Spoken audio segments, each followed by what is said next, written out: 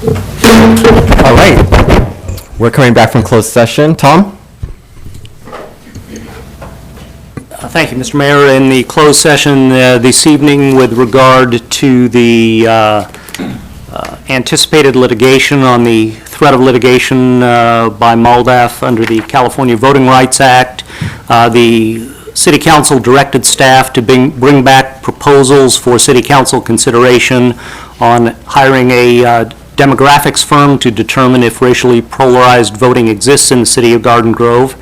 And so that will be coming back from staff.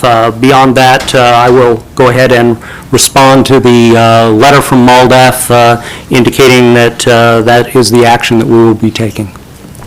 Great, thank you. And for formality, let's do the roll call.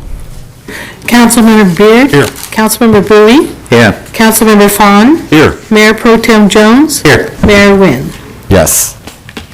I'd like to ask Ms. Susan Emery to lead us in invocation, and please join us and stand.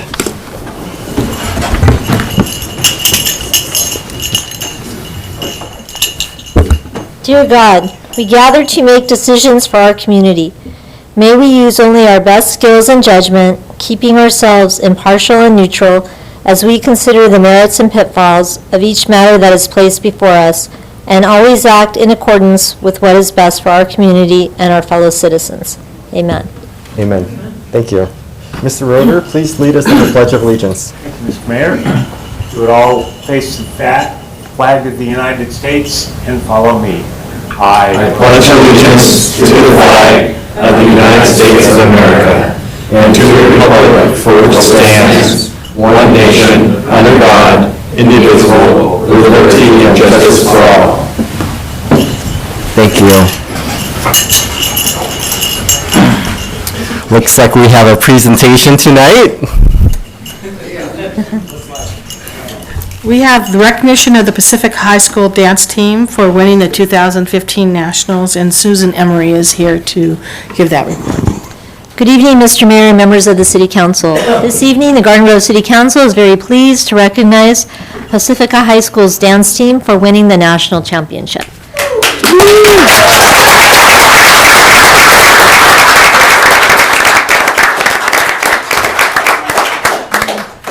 Would the dance team and coach Brianne Belton please come forward? Just come up to the mic up there.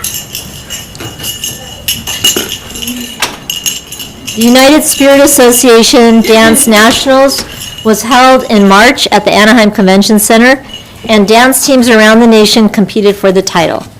The Pacifica High School dance team received first place in medium lyrical and in medium hip hop, and second place in pom and in small dance, and was honored with the Judges' Excellence Award, which is given to only 3 out of 103 teams. Wow. Coach Belton says this team has an incredible work ethic. The team began practicing last August, 2 to 3 days a week and 4 to 5 hours on Saturdays. When they reached their breaking point, they realized that they were all working towards the same goal, and they united together. At this time, the mayor and the city council would like to present the Pacifica High School dance team and Coach Belton with a gift of appreciation in recognition of their national championship. The city of Garden Grove is extremely proud of the accomplishments of these young women.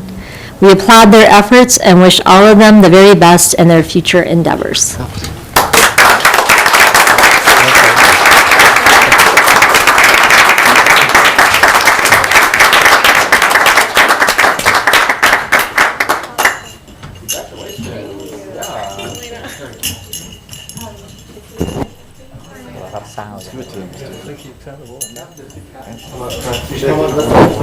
Or you can just get into her.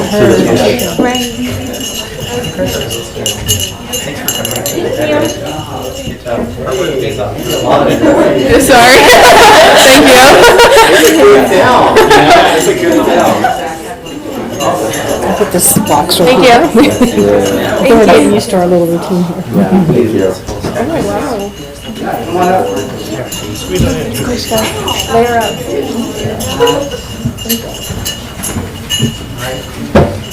Block anybody. Squeeze on back here. All right, so you here. Bravo. Okay. Okay. This.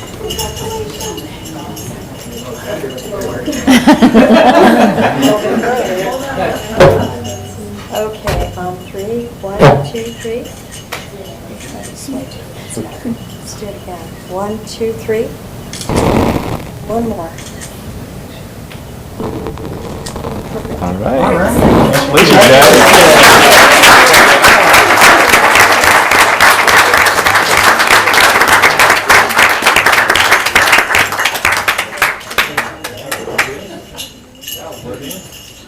Yeah, so, is there something special happening? Well, they're going to speak if they want to. Oh, yeah. Coach. You want to say anything? Yeah, a little bit from Colorado. You don't have to. Disneyland Okay. over the weekend, one day, yeah. That's right. Now recess. Okay, we're gonna recess to the big room and have a little something special. We're celebrating the mayor's birthday and the dance team's going to perform. Thank you, Madam Clerk.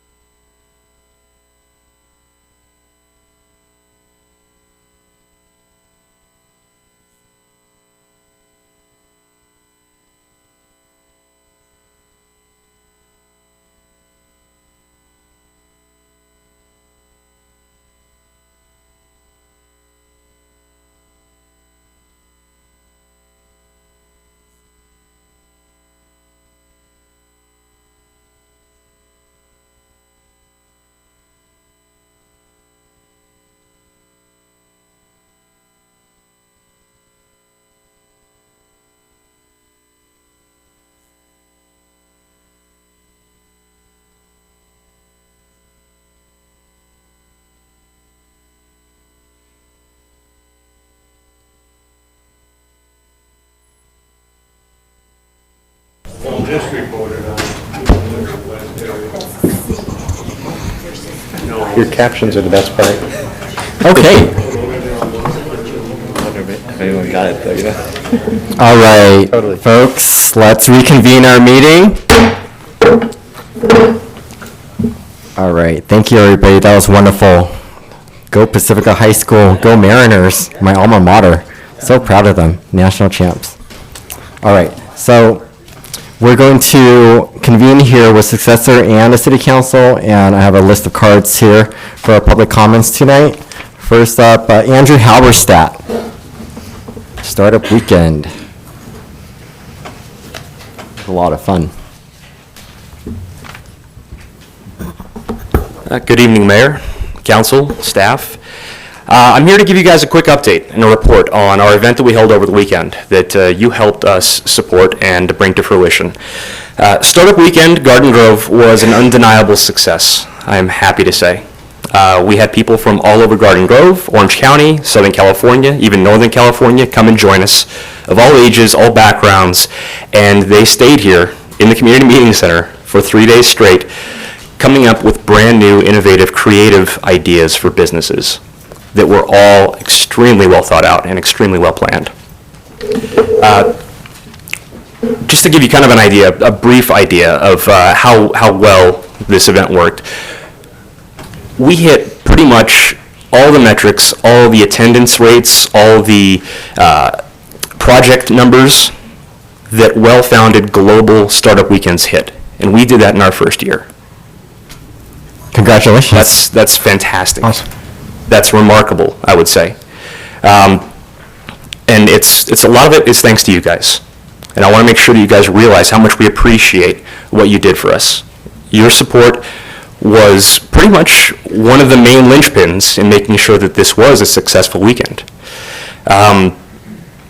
Be comfortable and be confident in the fact that you made the right decision in supporting us. You gambled on a dark horse and you won. You did. We had a great time. Thank you very much. The event organizers, thank you. The attendees, thank you. And I'm sure the people of Garden Grove will thank you in the future for what you did. A quick anecdote about how successful it was. One of the things that really makes me encouraged by the entire event, there were people from outside of the area who were talking about moving to Garden Grove, uprooting their residence, coming here because of their experience based upon 2.5 days with us in Garden Grove, in this community meeting center. So thank you. Yeah, thank you. I know there's another, one of the organizers here too. Stefan, would you stand up? Yeah, so those two, I think there are two more organizers. You know, thank you for organizing it. You guys did a great job. I know Mayor Pro Tem Steve Jones also stopped by, and everybody, you know, was so happy, and they were collaborating and working together. It was a great investment, and folks were so excited that Garden Grove was doing it, and we were competing with a city in Tampa, I think Tampa, Florida. And then all over the world, it was happening the same weekend. So there's a lot of activity, and it really put us on the map, quite literally, in the global community of startup weekends. So thanks to you guys, and have a great trip. Okay, Sandy Stiasny, or Mr. Sandy? That's a little easier. My name is Sandy Stiasny. I'm an Irvine resident, but I've had the privilege to get to know Garden Grove over the last decade. In fact, my first introduction was at the Strawberry Festival in 2005. I've had the opportunity to visit with each of the 34 city councils in Orange County. Some might call me an outside agitator, but tonight I'm a cheerleader. A cheerleader for Garden Grove and a cheerleader for district elections. I want to applaud the council's decision to open discussion on district elections. I'm sure there'll be some ups and downs, some dissent, but I think the council will decide this is good for Garden Grove and we help build a greater Garden Grove. District election discussions are also taking place in Buena Park, in Costa Mesa, in Fullerton, and of course in Anaheim. What connects Garden Grove to those cities, there of course are partisan issues in each municipalities, but in each of those cities, I think the ultimate goal is the council wants to build a better city. And I leave you with that thought. The goal, by creating district elections, is to create a better city, and I applaud your initial efforts to make that happen. Thank you. Thank you. Mr. Win Hung? In here?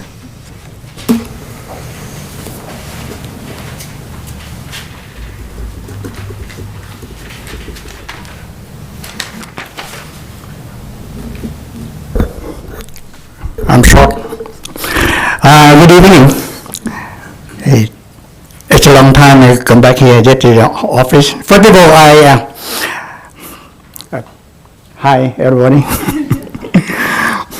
I am comedian, so. Anyway, so, first of all, congratulations, on you got select for last election. And I don't have a time to come to share with your ceremony. However, today, I come here to, the reason I just follow the path, because in the past, Councilman Fat Boy also, come in the city with a complaint before. So now today I come here, I follow his path, to do, complaint. But actually no complaint at all. I just have a question. And my name is Wen Hong. I'm owner my internet media services. And I draw about 50,000 reader in my website every day. And my website about Vietnamese community and also in American news. And I think Steve Jones know me just a long time over here. And Chris Fan, I support him last time, but he fell for the supervisor. And Chris Beer, I know him, he works for the community. And my friend Dina Nguyen, she already left. And Bruce Broadwater, I support him before, but also he gone. And I am only Vietnamese in this community get 2 awards from 2 cities, Garden Grove and Westminster. And I help the police department Garden Grove to set out, the protest in Main Street about 5 years ago. Peter Clark, he knew about it. It took me about 6 months to talk with the police and to set it out, that business, because that the city lost a lot of money on it. My job is to clean up the community, to support the community. So now, I think the letter, each of you already received it. Do you need I read it? Because I sent to Honorable Mayor Bao Nguyen, Honorable Mayor Pro Tem Stephen, Honorable City Council Chris Bear, Honorable City Council Chris Fan, Honorable City Council Fat Bui, Honorable City Manager, and Honorable City Lawyer. Okay, I don't want to again at all, My subject is bringing up today conflict interest between council member and Vietnamese community leader position. Ladies and gentlemen, I am writing this letter to request the council member of Garden Grove please take a serious consideration to explain about the conflict between 2 positions, council member and Vietnamese community leader. Of course, this question is direct to Mr. Fat Bui, and I would like to discuss here with him in this public hearing if he wants to. I believe this question is not only for concern myself, but it may be for many other Garden Grove residents and voters. Question number 1. Why did you take an oath to accept a position as chairman of Vietnamese Federation of Southern California? Why? You already knew the organization was suspended.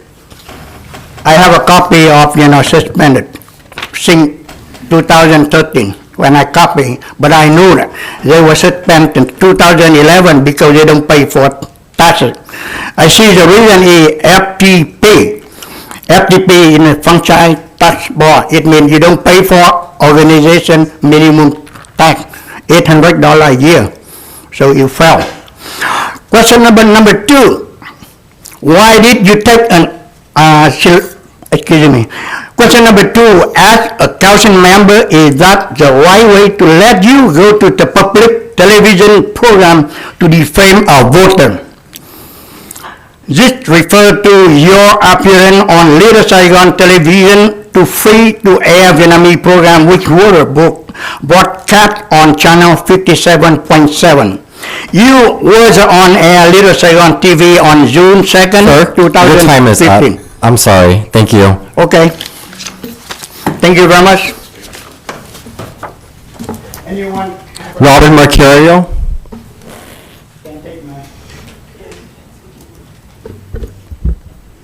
Good evening, Council, staff, and Garden Grove residents. I'm Robin Marcario, and I wanted to cordially invite all of the City Council members and staff, especially Mr. Allen, since you'll be leaving us. Of course, you want to see something fun that goes on here, more than just work, At the Bolsa Grande High School, I've been working with the Fine Arts Department with Miss Cherry, and for the last few months, we've been putting together a mural.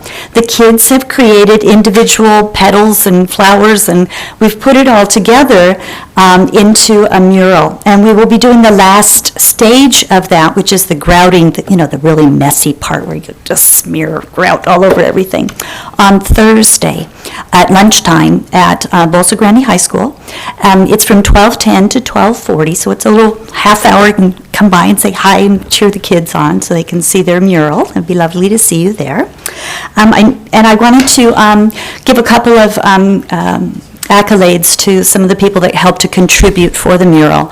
The Garden Grove Home Depot was wonderful. They donated the tile adhesive and the grout for us, so we're very grateful. So shop at the Garden Grove Home Depot, which is on Garden Grove Boulevard, not the other ones, but the one on Garden Grove Boulevard. Support them and let them know that you appreciate the fact that they contributed to our community little project that we did. We also had a contribution from an anonymous female leader in our community. She wanted to remain anonymous, but she knows how much the kids appreciate what she did. And I donated my time in tile. That's kind of what I do. And anyway, so we'd love to have you there. And I wanted to offer some support for 9A, which is the rezoning permit. I did go to the Planning Commission. I think that rezoning that area for varied retail experiences and small businesses is a great way to reuse our existing housing stock. So we're not going to bulldoze it all over. We're going to turn it into small businesses of all different sorts of things. I also wanted to reiterate my concern and my desire to see city council elected by districts. I think that I like to see that you're moving in that direction. I believe that you'll have better representation, and gosh, maybe we'll even have a Spanish speaker on council, porque necesitamos a tener a alguien que se puede hablar en español. Yeah, mira. We do have a trilingual mayor. That's awesome. Okay, I'm glad to see that you're reviewing your light camera enforcement. And in advance of the special meeting, which will be held this Thursday on June 11th at 6:30, you're going to be looking at a new city manager. Alan, I just wanted to extend my gratitude as the community in general for filling in this transitional period. It must have been very difficult, and we are indeed very grateful for all that you've done for our city. I really appreciate that. And lastly, just happy birthday, Mayor Baldwin. Thanks very much. Thank you, Robin. Ronnie Geyer.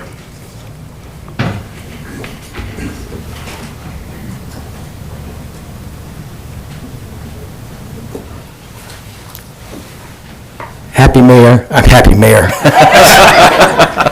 He is happy. You're happy, aren't you? Happy birthday, Mayor. I'm a little bit nervous because tomorrow's my birthday, and I think I'm 3 times your age. And I grew up here in Garden Grove, and we were blessed this evening with seeing a championship high school with a national championship dance team that touched your heart on your birthday. It was really quite an experience to see. And they shared their expertise and their joy and their style of dancing, and it was expert with us in your separate room, with you sharing your cake with us. It was very, very special. I was taught how to ballroom dance here in the 1950s when we first moved to Garden Grove. The year after it became a city, brand new Rancho Alameda's High School, next to a brand new Disneyland, and they brought out Mouseketeer Bobby Burgess of the original Mickey Mouse Club to teach some of us how to ballroom dance. And so it was like old home week for me. And we all thought we were going to grow up to be good Mouseketeers in the Mickey Mouse Club. And instead, I end up in the Valley of Death in the first major battle of the Vietnam War, as depicted in the motion picture We Were Soldiers, starring Mel Gibson as Lieutenant Colonel Hal Moore, who I was a roadie driver orderly for in Vietnam, and his Sergeant Major, played by Sam Elliott, who is the voice of Ram Truck when you come home at night and you see Ram Truck TV commercials. I saw a lot there, and it defined me for the rest of my life, that there really are people out there in this world who hate the free for being free. It's really pretty simple. As I'm carrying our dead and wounded from helicopter to helicopter, that was a pretty stunning thing for me. And one of the gentlemen that was there in the battle with us, Mr. Joe Galloway of UPI, he co-wrote the book with my commanding officer, who I was a roadie man operator for, Lieutenant Colonel Hal Moore, now Lieutenant General retired. We Were Soldiers Once and Young. And I was blessed with the opportunity, which is the movie is based on, We Were Soldiers is based on that book, blessed with the opportunity to bring him out here for the very first fundraising event for the Vietnam War Museum, which was held in Garden Grove Park. He has asked me to come here tonight to express his gratitude for the opportunity to express his desire to have this monumentally great opportunity to share the Vietnam experience with the general public, not only for veterans and not only for people who don't know about the Vietnam War, but also for the Vietnamese community, which is connected 1 block away from the building that you are contemplating building. The lesson of Garden Grove is a championship city of freedom.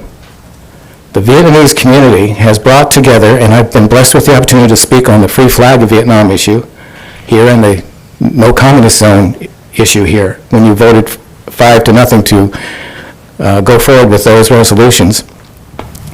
Mr. Galloway would very much appreciate the uniqueness of the position where the museum will stand. It is 1 block away from the success story of Central Orange County. The Vietnamese community came here to be free. And who else but those who had their freedom violently taken from them 40 years ago in April of this year. 40 years ago in April of this year, know better the price of freedom than those who had it violently taken from them. And who better also knows that if freedom were to fall here in a still free America, they would have nowhere else to run to this time around. They would have nowhere else to run to this time around, and neither would the rest of us. So the lesson of a Vietnam War museum is more a lesson of the past, the present, and the future in the successful freedom ride that we've been on for over 200 years. It's a living instrument. It makes Garden Grove even more the championship of freedom of this great land of ours. Thank you. Thank you. James Dean.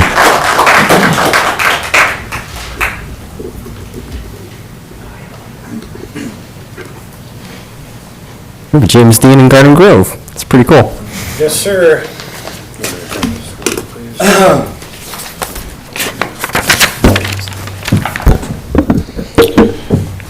Ladies and gentlemen of the council, I'd like to thank you for giving me this time to express my opinion on the red light camera project that we have here in our beautiful city of Garden Grove. Again, my name is James Dean. I'm the Deputy Grand Knight of the Knights of Columbus, Council 4581 here in Garden Grove.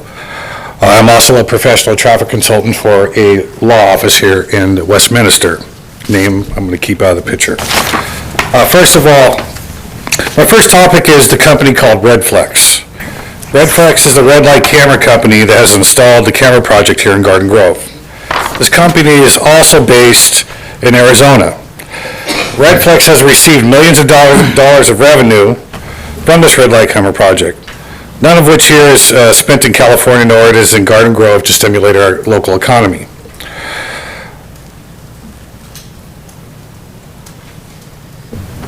It doesn't produce any jobs in this town other than for the police department, and for the city of Garden Grove, it doesn't show no kind of positive impact. In fact, it's causing financial hardships for the citizens of Garden Grove, which I see every single day. Every single day. Now, I work for a company that this is our bread and butter. So I'm like going against my company policy to report what it is that I see because I think it's ridiculous. The number of violations that ensue from these projects is failed to, the number one issue is to fail to stop at a red light camera right turn. Typically what people do is they come up to the corner, they slow down, and as soon as it's safe, they proceed. These violations usually occur about 3 miles per hour and only cause 1.2% of all accidents in the United States. The violation for running a stop sign, not even seeing a stop sign, if you run through a stop sign, you didn't see it, it was your fault, run through it at 30 miles an hour, is $238. If you run a red light camera, it's $490. That's a $54 fee for traffic school, then you have to find a traffic school, which is about $35, and then you have to spend the day in traffic school. Total cost of the ticket is about $600 and 8 hours of your time. Then again, if you do run a stop sign, it's $238 plus $54 for traffic school, and the same applies. These red light cameras focus specifically on right-hand turns. From my experience, it's over 70%. I don't have an exact number, I'd love to give it to you today, but from what I see and I've processed through, it's at least 70%. And again, these are people coming up to the corner, they feel that it's safe, and they're making a right-hand turn. If you compare that to somebody who's running through a stop sign and doesn't see a stop sign, the percentage of accidents that occur at stop signs is a lot higher than right-hand turns at a signal. At least 20% higher. So in short, this is my professional opinion that the red light camera project here in Garden Grove isn't to protect our citizens from harm. It is to line the pocket of an out-of-state company that has no community value whatsoever.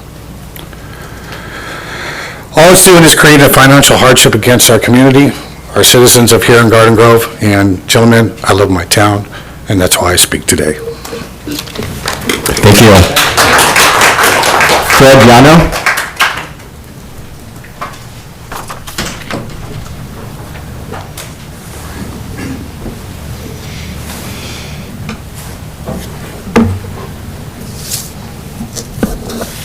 Good evening. I want to wish the mayor a happy birthday again. Thank you. And I have 3 subjects I'd like to talk about tonight. I'm the owner of a shopping center on 13121 Brookhurst Street, and it's next to Niagara Plumbing, which I'm sure most of you know the location. Behind Niagara Plumbing, there's a couple residences. One is at 9902, and the other one is 9912 Larson Street. And these are 2 houses that I've tried in the past to get the city to do something to improve their looks, because they're really run down. There's major structural damage to the houses. The roof on a garage is caved in. And they've got all kinds of junk in the yard and vehicles. And it's a source of rats running around, especially around a trash can and so forth. And I think that somebody needs to go there with some sort of code enforcement and correct some of these problems. I'm not sure exactly what code it falls under, if it's a building code or a housing code, but there must be something that applies to that, because it's really an eyesore. And I give anybody access to my property to go, because I have a parking structure in the rear, and you certainly can go on a top deck, and you can look and see both houses overall. It's like an aerial view of the houses, and you can walk along my driveway there and look in there and see the dilapidated condition of the property. So, I'm hoping that something can be done to improve those. In my opinion, they should be almost torn down, and that's how bad they are. The other subject I'd like to address is the homeless situation in the city. In my particular area, it seems to be a lot of people homeless in the area. And there seems to be no answer, how that can be corrected. What I hear is nobody has funds, there's no facilities for them, and so forth. And, I feel sorry for homeless people, but they do cause a lot of trouble. There's a lot of petty thefts on my property. They like to break into locked areas. I have a common area bathroom that's used for the tenants, and they always try to pry that door open no matter how you try to reinforce it. So, I would like to see something done to help the homeless people, maybe some sort of housing, or, I don't know why there's so many in that particular area. But maybe that's a subject that, somebody could get back to me and, tell me what could be done with it. And the third thing is the graffiti in the area is really bad. And it has been bad for quite some time. More or less the last 2 years has really been bad, where you clean it up and next day it's back again. And my parking garage was, I would say 75% graffitied. And, recently I painted the garage up, so, it's back to pretty much the way it should be. And, hopefully we can keep it that way, because we have security gates on the garage, which, we're closing nightly now to keep people out of there, because it's a problem of graffiti plus homeless people going there and sleeping in stairwells and sleeping on corridors and wherever they can find a space to hide. And, I think it's sad that they have to do that, especially when it's cold and it's rainy. But, there's nothing I can do about it, and I can't have them on my property because it presents a problem for my tenants. They're scared about getting robbed or mugged, and, it detracts from business, future customers coming there. They feel unsafe and so forth. And so, maybe that's something the city could check on and see if they could improve the program somehow. And that's about all I have to say. Thank you. Thank you. Tony Flores? Can I see the last guy?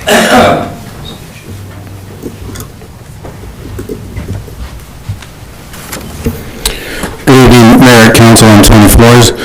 Recently, we received a couple of notices in the mail regarding our sewer and water fees. It seems to be a little bit misleading and confusing, and I'll tell you why. The sewer increase, 527.15, is going to be based on our water usage per month. But in another notice, we're being asked to lower or cut our water usage by 28%. I was at a meeting here not too long ago, and we were told that we've been doing a good job. We've cut it by 6% at least this year. So on one hand, okay, understand what you're saying. On the other hand, well, if we're going to be cutting it, why is this rate going up? I think we need to be a little more clear and explain to the folks out there what's going on, because it's when you put them both together side by side, an interesting dichotomy there. It appears we're just using it to build a revenue stream, to pay off whatever bonds or debt we might have. And looking at the budget, I don't believe I'm too far off. Also, too, on the Garden Grove website, dated 4/20/15, in part, it says the minimum charge and commodity delivery charge, capital improvement charge for future capital improvements equals the water rate structure. that seems to be in direct conflict with California Constitution 13D, Section 6, Paragraph 4, and I'll read in part, no fee or charge may be imposed for a service unless that service is actually used by or immediately available to the property owner in question. Fee charges based on potential or future use of a service are not permitted. So that's on our website. When you get the California Constitution, again, there's something else that appears to be misleading and confusing. I think we need to review that and examine that, please. Regarding districts, I think it's no secret where I've been in districts. I started this back in 2000, started writing about it back in 2000, and not just districts and the formation and creation of districts in Garden Grove, but also campaign finance reform. The idea back then was to make sure that we had better representation, better accountability and accessibility of our council members. With the mayor running at large, there were some questions saying that, well, you're only going to be interested in West Garden Grove or whatever. That's really not the case. I can tell you that I've been involved in a number of issues, helped Verla's a neighborhood, a few hundred homes, helped save that back in 2001 with the work I did with them. In the central organization, helped form those folks when they were trying to stuff 5 pounds of stuff into a 2-pound bag. So we've been out there, so it's not going to really, in my opinion, if people are actually interested in the city, districts aren't going to break us up. They might even be a little closer together. And I say that because a better example of being closer together, Mr. Beard invited me to a meeting in 2012 to talk about districts, and I actually sent him some information recently as well, you too, Mayor, so you could see the work that was done. A lot of information was assembled in the early years, not until I met Dr. Eugene Zalusik, and he is truly as a doctor, PhD, but this guy had his stuff together.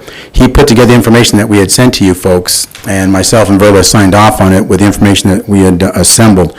A real fine man, but I believe districts are the way to go. And now that we have MALDEF threatening us with a lawsuit, hopefully we're not too late. When you read the election code 14026E that talks about racially polarized voting, we've had our Asian brethren come here and point to 3 of you guys saying that, you guys are us and, you're there for a reason, and we get off on tangents and issues that involve Vietnam, not necessarily here at Garden Grove as taxpayers. So I can see where this might be leading. But if MALDEF does file a lawsuit, I would support it, but not because I'm a Hispanic or Latino or whatever name they're giving us these days, but I believe districts were the right thing to do. We've also talked about diversity on our council, and I've seen quite a few folks get appointed, and not one of Hispanic, Latino descent, whatever it is. We even had a chance to appoint a woman who actually ran and actually garnered some votes. We missed that opportunity. In 1997, we did a harassment discrimination study that I've been asking for, we've yet to see. And I don't believe that's the case now with our department, but we had it back then, but I think we need to examine it to make sure those things don't happen again. And I'm asking for a copy of that under the California Public Records Act and the Federal Freedom of Information Act once again. So with that, I'd like to close with, again, I don't come to these council meetings much, but recently we've lost a couple of members of the Garden Grove Police Department. Ken Whitley, a few months ago, and then this past weekend, Rick Bermudez. I actually worked with these guys in the short time I was there, and talk about crime fighters. Talk about guys that would do the job. If you didn't get to know them, or if you haven't heard of them, you should ask about these guys. But I believe we should keep them in our prayers, and I think they and their families would truly appreciate it, because the streets are a little more safer because of gentlemen like that. Thank you. Thank you. Susan Callahan.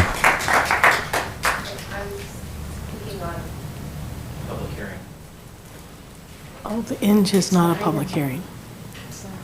It's not a public hearing. During public comments, we don't have a public hearing on that. That was at the last meeting, is that correct? Tom? It was on the prior meeting where this was before the council. It is my understanding that the public hearing was opened and closed, but I think the city clerk can confirm whether that's the case or not. Yes, it was at the May 12th meeting, but they have an opportunity to speak under orals. It's listed under items for consideration tonight. Thank you. Okay, so, Mr. Mayor, just to point out, we see it under item 10A for items for consideration. So, to understand that correctly, that's not the public hearing then? Or are we able to address it during the public hearing? You can address that now.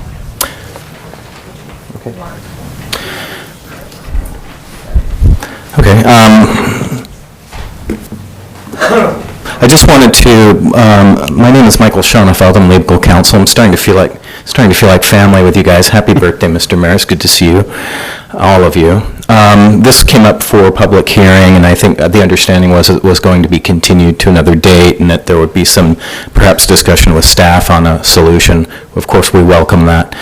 Since I'm here during this particular portion of the hearing, I will draw attention to a letter that I submitted today, June 9th, 2015. This letter,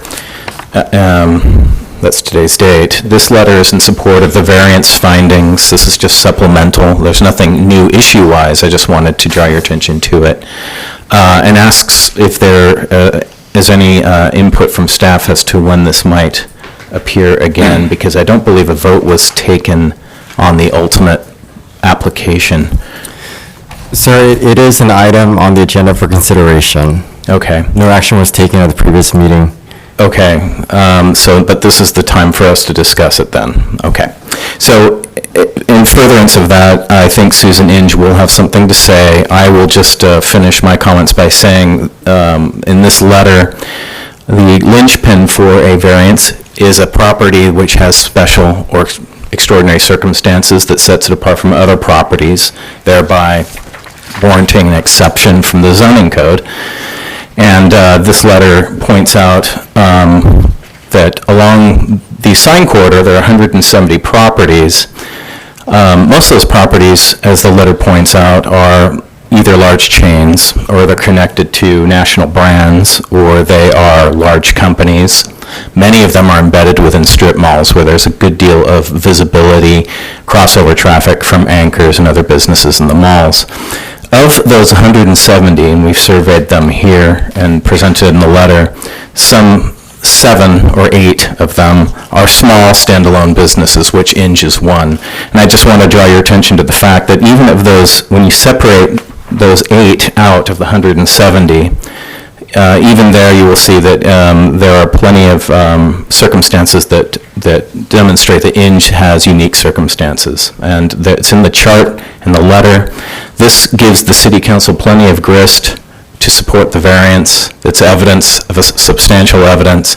And so I just urge you to take a look at that and to grant this particular variance. There's ample grounds for it.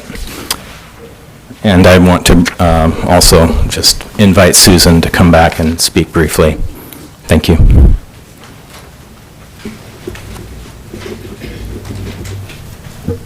Thank you. Good evening once again. I know we've seen each other several times now. I'm Susan Inge Callahan from the Inge Realty Company. Happy birthday, Mr. Mayor. We actually are celebrating our own type of birthday this summer. It's our 60-year anniversary. 50 years in the same location, as you know, with our signs that are very important to our business for traffic purposes and for the ability to reach the public so that we can rent our properties. And also, it is historical in its nature, being there for 50 years and actually being relocated from another property and being in existence for 60 years. As you know, it's very important to us continuing to have a thriving business. There's very few companies that can say that they have been in business for 60 years, so this is something that's very important for us to continue our thriving business and also serve as a landmark for our company when people need to come to find places to live in Garden Grove and elsewhere in the central Orange County area. We've talked before about the eye in the sky, again, something very recognizable that we're in the middle of rehabbing to its original condition with all the neon placed back on it, and it is a rotating sign. So I just will take this brief moment to once again reiterate that I know you're planning on possibly voting tonight. Again, I'm hoping that I can appeal to your sensibilities about businesses and the importance of it, and you can probably tell, I think my mom and I discussed, we've been coming to these meetings for at least a year and a half now. The first one was 2 days before Christmas in 2013, if we recall properly. So it is something that's extremely important to our family and our business. And, you know, again, it's hard for us to drive by Harbor Boulevard and see a new business that's unproven come in with a huge footprint and a huge presence and a huge red and yellow funnel that to us doesn't seem to contribute to what you say is uniform look and beautification in Garden Grove. And we hope that you respect our business and allow us to continue operating the way that we do, since we have been part of the community for 50 years. Thank you very much. Thank you. Karen Record?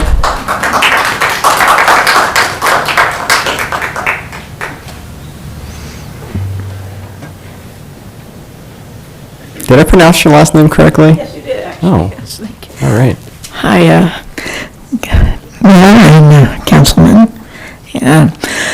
I'm a lifelong Garden Grove resident, and I was looking on the Garden Grove Neighborhood Association Facebook page yesterday, and I was reading that the red light cameras in Garden Grove are coming up for renewal. And it also went on to say that our city doesn't make any money on this. And I'd like to tell you what a red light camera means to me. I'm an anxious type of a person. When I see a red light camera, I probably would just slam on my brakes. You know, I mean, I just get real nervous, and I'm sure there's a lot of other people like me, and, you know, in that kind of a situation, someone could slam in the back of us and cause an accident. I believe that these cameras can cause accidents, not just prevent accidents. And it's interesting what the other gentleman said about the red light cameras. He said 80% of them, the tickets were on turning right on a red light. Well, from my understanding, it's legal to turn right on a red light in California unless there's a sign that says no right turn, you know.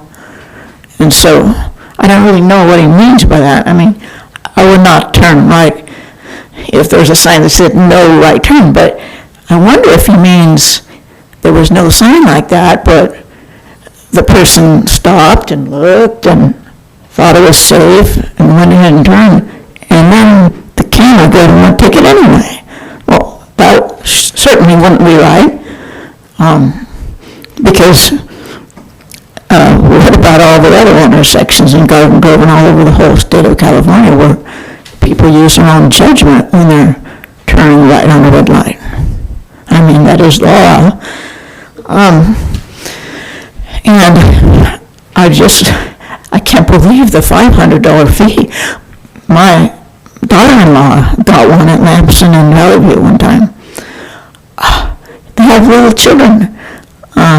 This was a really, when my son told me it was $500, I didn't even believe him. And I'm like, what? You must be kidding. You know? No, and he told me, and he actually showed me the paper. I could not believe it. Why would it cost $500 for a traffic ticket? Now, that's really insane. We're middle-class people here in Garden Grove, most all of us, and that would really hurt young families and people like me that are retired. And where is that money going anyway? The other gentleman said it's going out of state, you know. And I would like to say that I think if we got rid of the red light cameras, we could hire some more policemen. Thank you very, very much. Thank you. Charles Zabinski? Charlie Zabinski. And following that will be Charles Mitchell. Hi, Mayor and City Council. This is your ad. Reducing pedestrian and bicycle fatalities is worth your attention. This thing I got over there. Okay, talk about the bike path over here up between Nelson and Stanford. That when you you guys made when you did the walk or you can ride on the bicycle, on the streets. I really like it. I just got done an hour and a half ago jogging on. I jog on that probably 3 times a week, and I really like it. And when I was there, there's 3 girls, 2 boys. They all had their earphones on, like the young generation. They all have earphones. Nobody listens. They're oblivious to everything. So I'm here to advocate for the bike path to keep going. See if you can do. Because when I jog out on the street, on the sidewalks, my head's on a swivel. I mean, people coming in and out of driveways, like I said, people, they turn right on red. They just slow down, they look, nobody's coming, they don't even breathe hardly, and they just go. And it's like my head is almost like sore after I get done running from looking around so much. But if maybe you can, there's some over here that has graffiti on it. Maybe you can do something to do like, they do Adopt a Highway.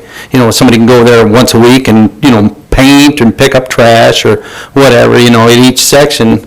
And that's all the way down to Brookhurst, or even go farther than that on that railway, where people have a place to run, place to bike, place to skateboard, and if you can get the funds to do that, like say, every life and every bicycle, pedestrian's worth, something. So that's all I have to say. Thank you. Thank you all.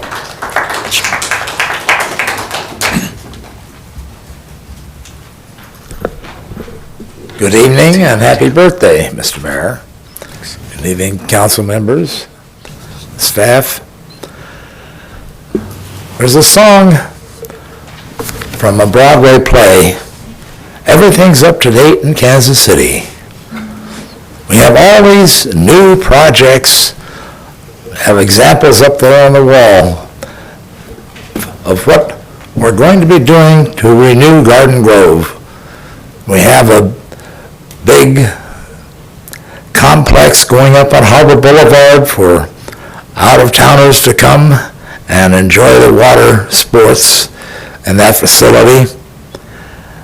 And maybe we're going to get something done on the Galleria. And that's great. It's wonderful that we have new things happening in Garden Grove. But we don't want to forget where we came from. What Garden Grove was originally about. And that means looking at those who have been here and recognizing that they have a big stake in our city. There's a heritage center, of course, on Euclid, with a lot of the buildings that were built almost a century ago. And they've moved them there so that people can see what a city was like. But some of those buildings are over 100 years old. But then we have some businesses that are 50 and 60 years old on Harbor Boulevard. There's a business that's been there half a century, and it's recognized by people driving by because of that large sign that they have out front.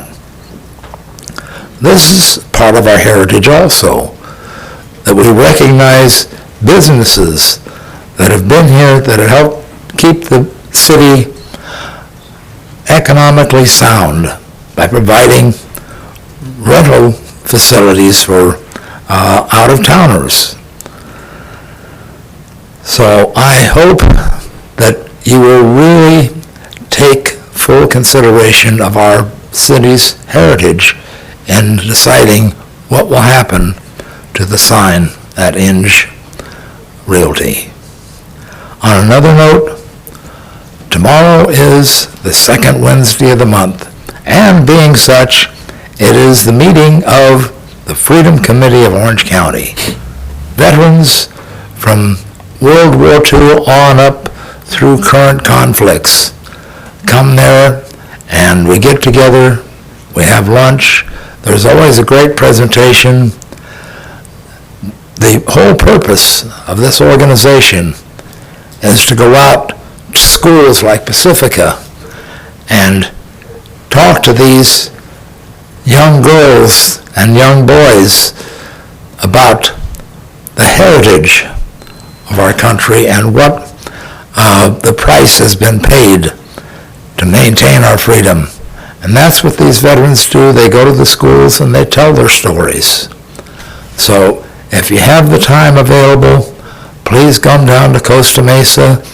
This meeting starts at 11:30 at the Community Meeting Center, and it's always a great presentation, and you will never meet a better group of fine Americans than these veterans. Thank you. Thank you. John Wald-Smith. And then Verla, you're after him. Good evening, Mr. Mayor, council, staff. I'm here to announce the 12th annual general meeting of the Garden Grove Neighborhood Association, which will be held on Saturday, the 27th of June, 2 weeks on Saturday. It's a free event. We hope everybody will show up. The doors will open at 10:30 in the morning. The speakers will start at 11 o'clock. Mr. Mayor, you've graciously you're going to open the meeting for us, taking time out from other civic duties. But you're not the only new face this year. We have a new fire chief, a new police chief. We have a new state senator, Janet, of course, a new county supervisor, Andrew Doe. Mr. Roda, appreciate, I think you'll still be around then, hopefully. I'll be an old city manager. Right. That's okay. But I don't know if the new city manager will be here, but you're both welcome, of course. Dr. Gabriella Murphy from the school district will be there, Bill Murray. And, well, I think that's most of the speakers. We do provide a free brunch, so there's no admission to go. It's held in the huge backyard of our president, Maureen Blackman, and at 12381 Mead Street, which is close to Lamson and Gilbert. There'll be plenty of signs there anyway to show which direction. Like I say, we put on a really nice lunch. We hope that people will come and join or renew. It's $12 per family, not per member, but per family. The lunch is well worth the $12. We have a lot of raffle prizes, you know, so bring some extra money, bring the family, bring the children. We're going to have some little games for the children. I'm trying to think of anything else. We hope there'll be a little musical interlude from the Gem Theatre and possibly from the Amphitheatre. We're hoping Jim Tortolano will be there to sign his book on Garden Grove. Council, I'm sorry I haven't got a letter to you yet, but you're welcome to attend. In view of the number of speakers, we're just asking the Mayor to speak on behalf of the City Council. So 27th, Saturday, the 27th of June, a couple of weeks' time, 12381 Mead Street, Garden Grove Neighbourhood Association's 12th annual general meeting. Like I say, free to everybody. It'll be a great brunch starting 11 o'clock. Thank you for your time. Thank you. Ms. Verla Lambert.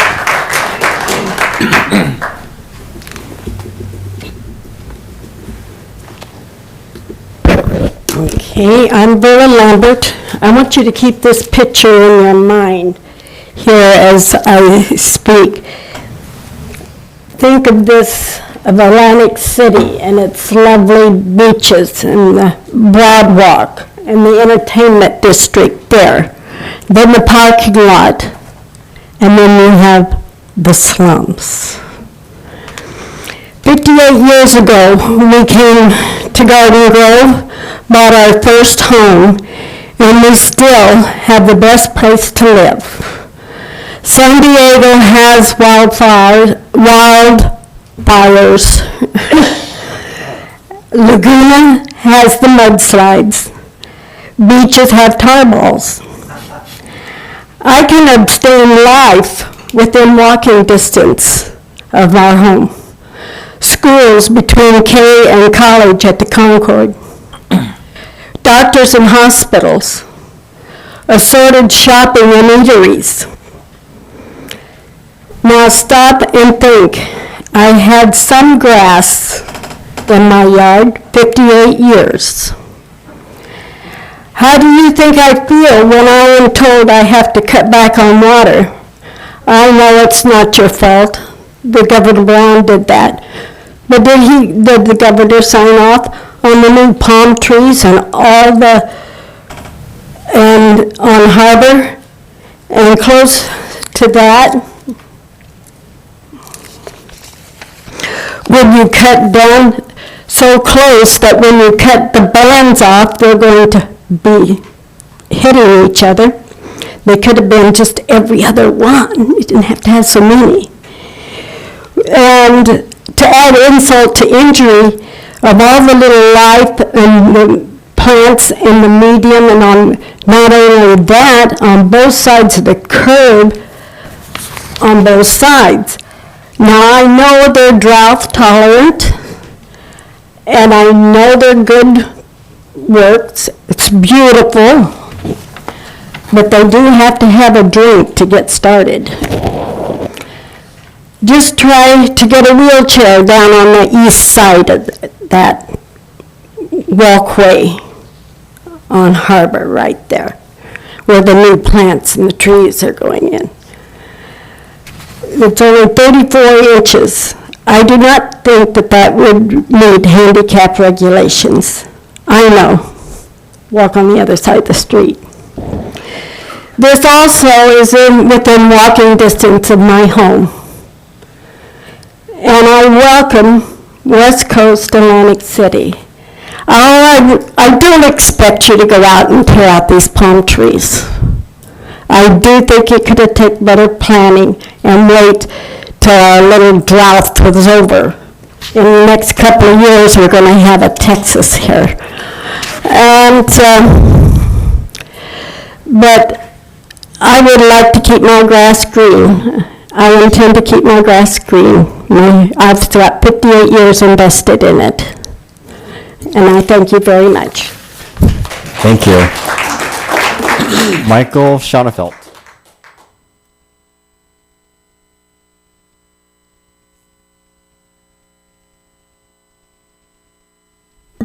Good evening, Mayor, Council, and residents of Garden Grove. Bao Chukmung Sinyat. Happy birthday. I've got a few announcements. First of all, I don't want to sound like a broken record, but this coming Saturday is the Garden Grove High School All-Class Reunion, which is taking place across the street here from 11 till 3 o'clock. All former Garden Grove High School students are welcome to come back. Bring your friends and family. It's going to be a good time. We're also tying that into the Friday night cruise on Main Street. That'll be its own party, in addition to the regular Volkswagen cruise that we're having down there. It's going to be something extra special on Main Street this Friday, so hopefully our residents will come down there.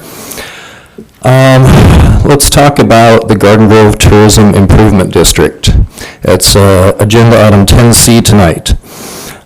This is, in my opinion, one of those secret societies, those secret groups of people that nobody knows who's on this advisory board and nobody knows who does what.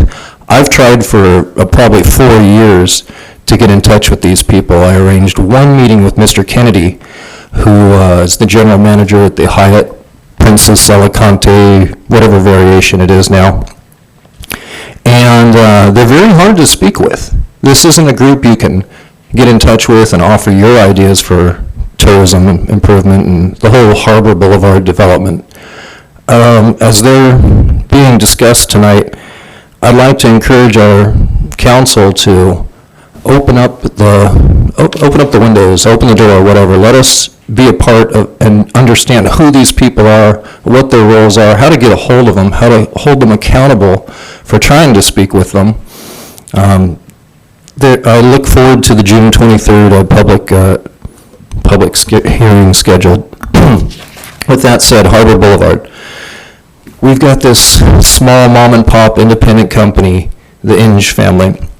They have a landmark, one of the last landmarks left on Harbor Boulevard that I think would be a shame to wipe out.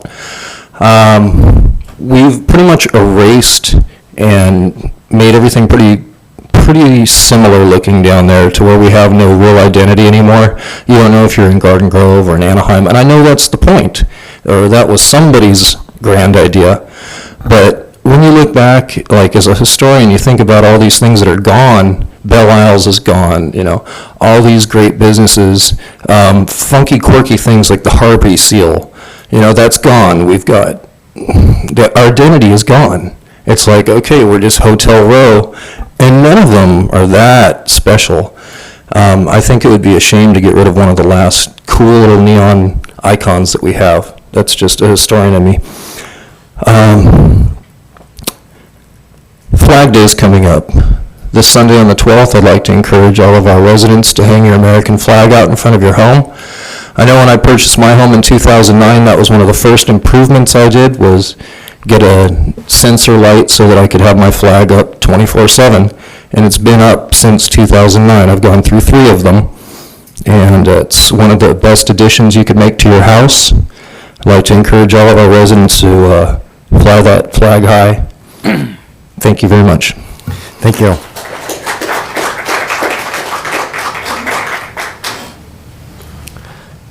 Any comments, response, including our city manager? Mr. Mayor, only if I may, Josh, we do have city representation on the Garden Grove Tourist Improvement Board, and our representatives would be more than happy to sit down with you at any time, get your input, bring that to the board meetings. I do agree this is an open, public forum for those meetings, and we'll be happy to take your ideas and share those and transmit those, whatever you'd like. Thank you. Oh, I'm sorry, you were right there. Mr. Jones? Mr. Jones? Just a response to the comments by Mr. Zabinski. Thanks for coming, and you'll be happy to know that this entire council is very proactively supporting and pushing forward on continuing on that bike path throughout the entire length of the old Pacific Electric right-of-way, which, if you pan all the way back, could someday connect the San Gabriel River Valley, the San Gabriel River Trail with the Santa Ana River Trail, create this huge regional bicycling loop throughout the county. So it's a wonderful thing. The majority of that property is owned by OCTA. There's a few remnant pieces that were owned by OCTA that were sold to the Garden Grove Redevelopment Agency and are now possibly in the process of going back to OCTA for partially, at least for that purpose of continuing the bike path. So that's something that we're actively focused on. We're trying to make that happen for you. Great, thank you. Sure, Mr. Bowie. Okay. I would like to comment on the question by a Vietnamese gentleman named Nguyen Hung earlier. The facts are not correct, and a couple of the questions are relevant to the matter of the cities, and the other are not. And some of the questions have already been addressed a couple of times during previous council meetings, but I just want to recap it here that before I ran for the president of the Vietnamese American Federation of Southern California position, I did consult with the city attorney and with the city manager office, and have been informed, and indeed the city attorney did verify with the state PC that there is indeed no conflict between that position and the city council. In fact, many of us, for example, Councilman Chris Beer and myself are also on the board for the Boy Scout of America, and as long as this organization is a charitable charity organization, there are no conflict. Now, in the event when we vote on an item that are of a particular conflict, for example, if that organization come to the city and request certain, for example, fee waiver, then we would excuse ourselves and do not vote. And so therefore, that I just want to, reiterate one more time that there are no conflict at all. And the other questions, I believe, are not relevant to the city. Oh, one other question, even though he did not bring that up, but it's in the letter that he suggested that my business is in Northern California, and in the past I have wanted to move the city council meeting to Friday so that it would fit, my schedule. That's not true at all. We can never been, allowed to move the city meetings. So just want to clear the records. Mr. Beard. Yeah, just one thing to confirm, and I'm pretty sure you got the address for Mr. Yano, I think he said his name is, on the Brookhurst Shopping Center with the code enforcement issues, graffiti issues, that we'll look into that, won't we? Actually, Councilmember Beard, we met with him this morning, had a very lengthy conversation. We will follow up on those items. Okay, thank you.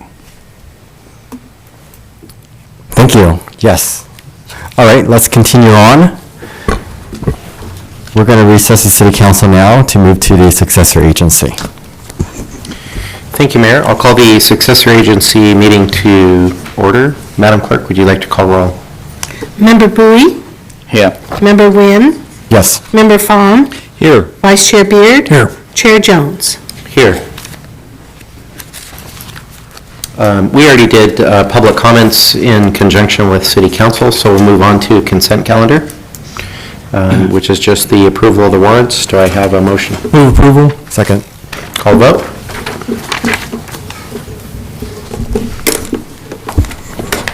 Whoops, I turned it off.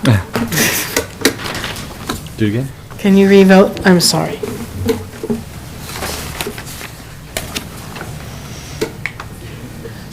Got it?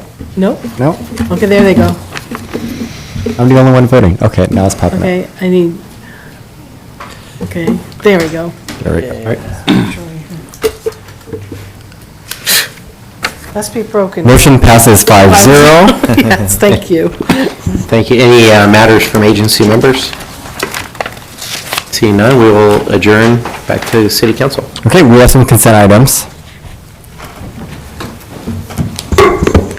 Yes, we have items 8A through 8E that will be acted on simultaneously. However, I believe 8D we need to pull for consideration separately. So, Okay, do we have a motion for A, B, C, and E? So moved. Second. Please vote. let's see if I can do this. Motion received, 5 yes votes. Do we have a motion for 8D? Before that, I do have to, full disclosure, I work for the County of Orange, for the OC Community Resources, which is not the department here that we're considering, so it's my understanding I can vote on that without any conflict, correct? That's correct. And as for me, I work with the District Attorney's Office, and we work closely with the Forensic Services Department, and therefore I recuse myself from this vote. I move approval. Second. Please vote. Motion received, 4 yes votes. Okay, we have item 9. Yes, item 9 is a public hearing regarding amendment number A0132015, and the planning staff is here to help you. Thank you, Mayor and council members. In August of 2008, the City Council approved a comprehensive update to the city's general plan. The general plan focused on preserving residential neighborhoods, guiding remaining development, and encouraging the revitalization of selected areas. An effort was made to clearly define the areas of growth to promote greater revitalization in the community. Most new development was envisioned as mixed use in areas along and near major arterials and adjacent to existing shopping centers.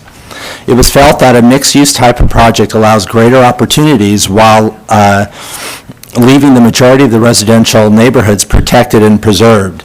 Additionally, the creation of the mixed-use zoning designations address the state's requirements to reduce vehicular trips, reduce greenhouse gas emissions, and improve overall air quality.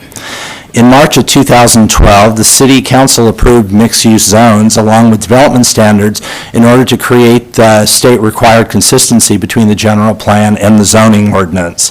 One of these mixed-use zones that was adopted by the city was the CC1 Civic Center East Zone. The CC1 zone is located south of Acacia Parkway, north of Garden Grove Boulevard, west of 9th, and east of Civic Center Drive. The zone allows for institutional educational uses together with a mix of residential and commercial uses. The intent of the zone is to allow uses and development approaches that maintain the character and form of the established neighborhoods within the Civic Center district. Existing residential structures may continue to be used for residential purposes or may be adapted to commercial use, provided that applicable development standards can be met. The code encourages the adaptive reuse of the existing structures in order to preserve the older structures. Since the adoption of the mixed-use zoning code, there has been interest in the adaptive reuse of the existing homes in the zone by converting them to commercial uses. This would, again, preserve the older homes and maintain the character of the neighborhood. Prior to the adoption of the mixed-use zoning, there was the mindset to assemble the properties and to create larger institutional uses and larger residential projects. The previous zoning encouraged the redevelopment of the area rather than its preservation. And again, the intent of the current zoning is to preserve the older structures by allowing their conversion. This item was originally scheduled for April 12th Planning Commission meeting. During that meeting, it was originally proposed to be adding 3 new uses to the AR zone, which is west of Nelson Street and north of Garden Grove Boulevard. However, we did request a continuance to hold a public meeting, neighborhood meeting, and a study session with the Planning Commission, and that was held on April 16th. We did that in order to obtain additional public comment before the Planning Commission actually convened on the project. During the April 16th study session, concerns were raised by neighbors that live adjacent to the AR zone that included parking, traffic, and noise. Additionally, staff had received calls from neighbors that also raised the same concerns, especially along Nelson Street and Stamford Avenue. During the meeting, we also noted that while the code amendment was originally recommending that the homes in the CC1 zone be approved ministerially rather than through the site plan review procedure, but during that meeting, we were going to be recommending that the site plan review procedure for the conversions of the homes remain intact as another layer of review.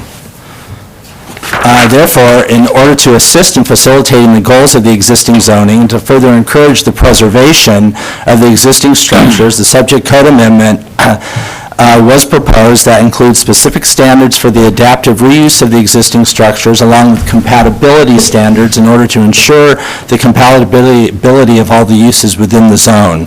Additionally, standards were proposed for the location of off-street parking, shared outside eating areas, non-vehicular and vehicular vending, and event space.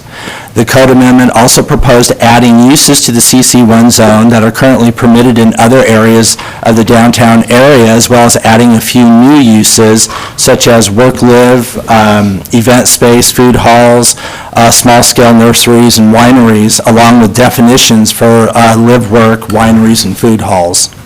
The Planning Commission at their May 7th meeting approved a resolution recommending City Council adopt an ordinance with the recommendation that remove the 3 uses from the AR zone, so that was actually taken out of the proposal, remove the ministerial approval for the conversion of the homes located in the CC1 zone, thereby leaving the current site plan review procedure intact.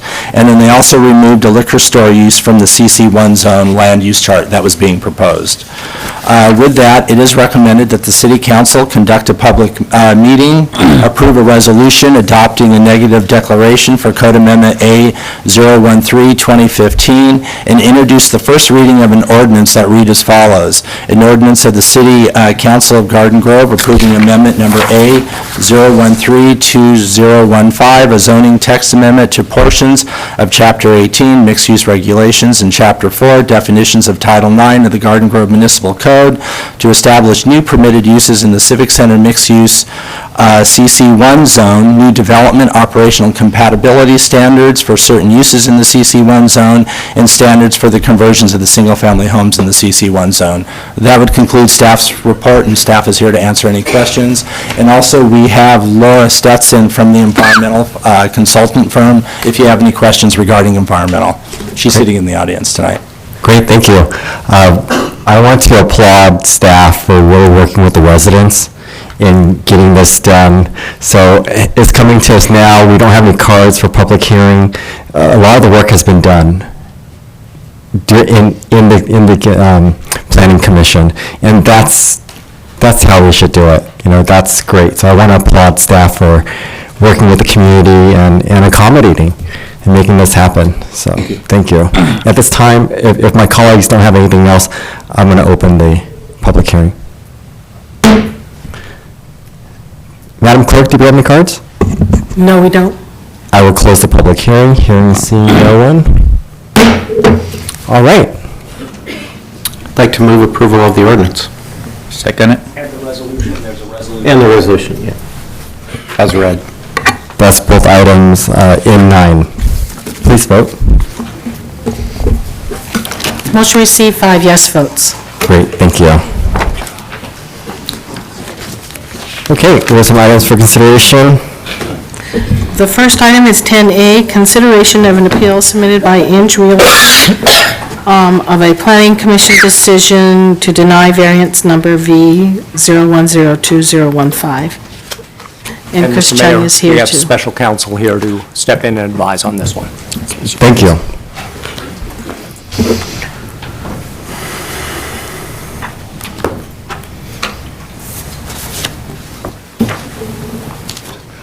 Okay, 10A.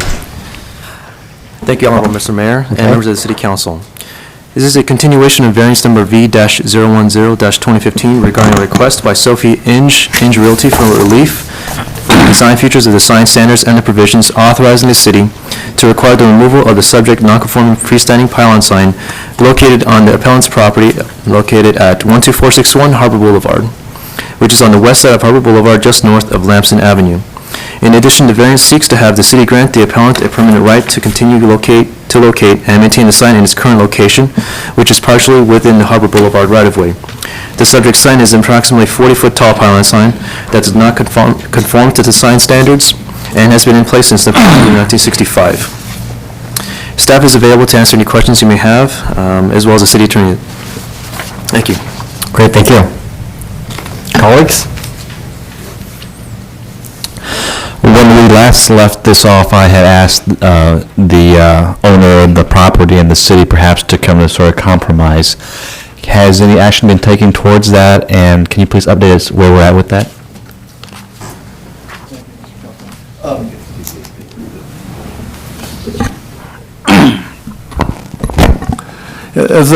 Essentially, we haven't had much discussion with respect to alternatives. What we're dealing with now is the nature of the variance that's before you. I think what is outstanding is always this opportunity to submit an application for a conforming sign.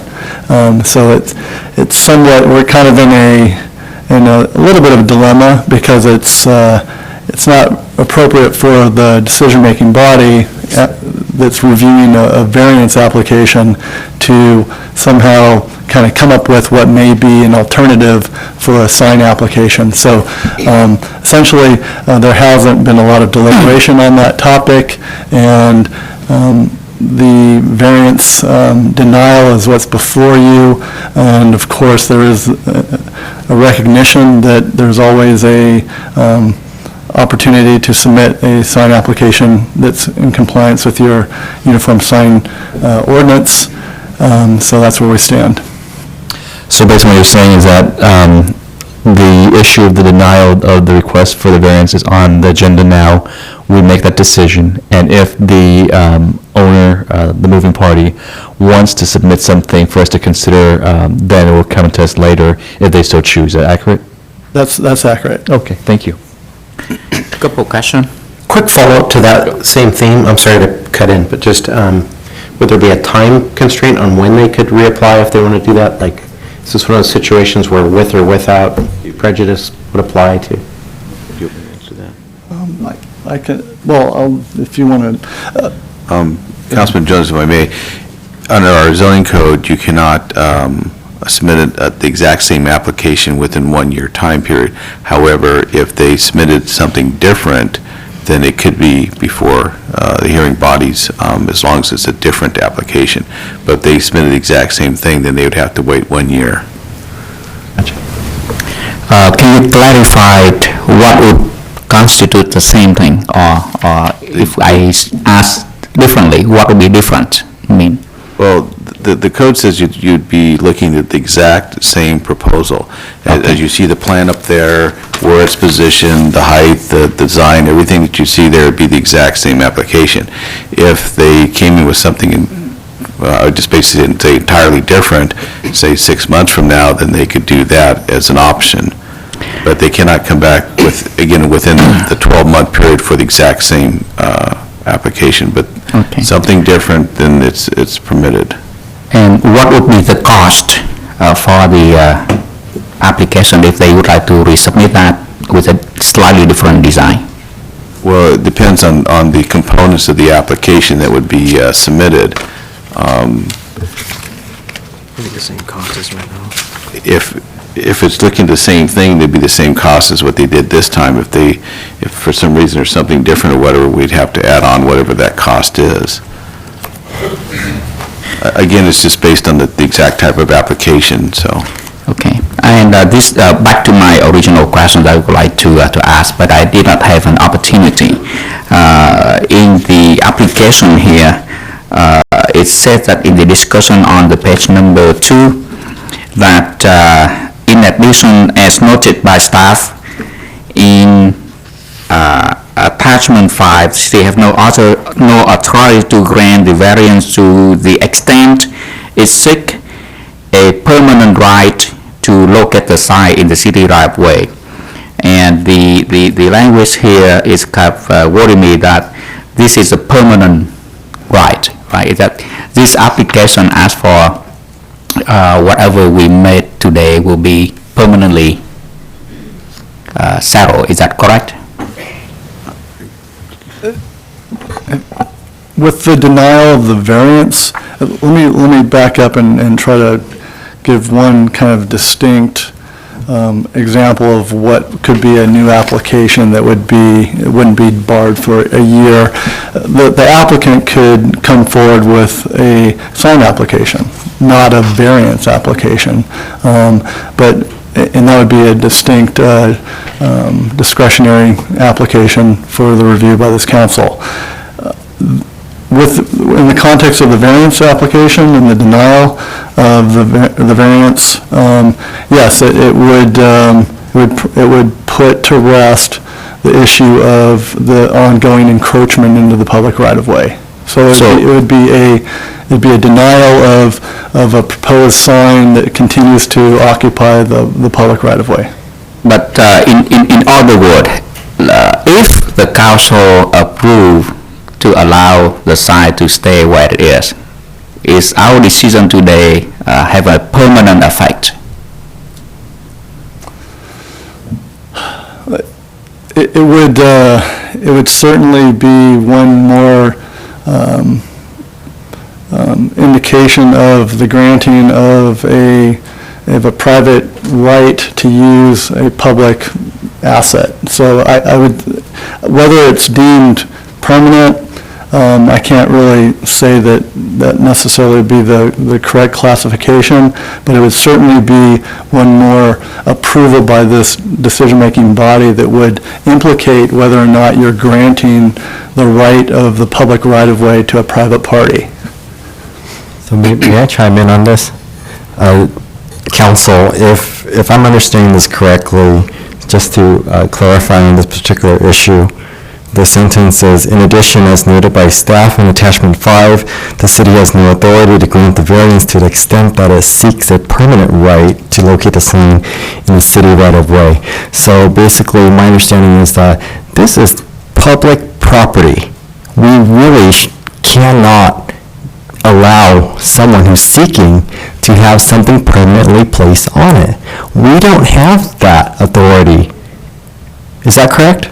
That is correct. There are examples of, the closest that you come to this, there are examples of ongoing encroachment permits, but you got to be careful when you continue to convey a private right for a public right-of-way. So in the context of a variance, it does have it's a conveyed entitlement, so it does have a semblance of permanence. Now, whether or not you could take action to unwind that, that's something to be. Thank you. Yeah. Thank you. So if I may continue, earlier we had Ms. Vela Lambert come up and speak and talk about the sidewalk being narrow and how we need to widen the sidewalk. And the fact of the matter is, it looks very clear, based on the drawing, that the sign is currently in the public right-of-way, and the intention of the city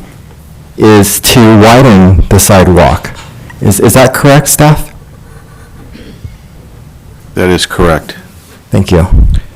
If I may, colleague, also add that, and along with that, if we were to approve this request for the variance, in the future, if we try to undo our action, I think we would actually subject our city and the future of our council to outright litigation, I think more so than we are at this point. Is that true, council? That would be a fair assessment.